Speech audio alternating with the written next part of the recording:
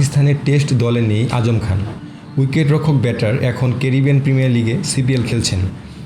সেখানে আউট হলেন শরীরের ওজন সামলাতে না পেরে।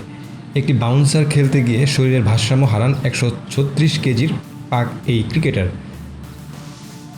গায়ানা অ্যামাজন ওয়ারিয়র্সের হয়ে সিপিএল খেলছেন আজম। শুক্রবার তাদের ম্যাচ ছিল অ্যান্টিগুয়া অ্যান্ড বারবুডা ফালকনসের বিরুদ্ধে। দলের হয়ে 5 নম্বরে ব্যাট করতে নেমেছিলেন আজম। প্রথম 7 বলে 5 রান করেন আজম। অষ্টম বলে শামার স্প্রিঙ্গারের বলে বাউন্ডারি মারেন। আজম খানকে আগ্রাসী ব্যাটিং করতে দেখে স্প্রিঙ্গার পরের বলটি বাউন্সার দেন।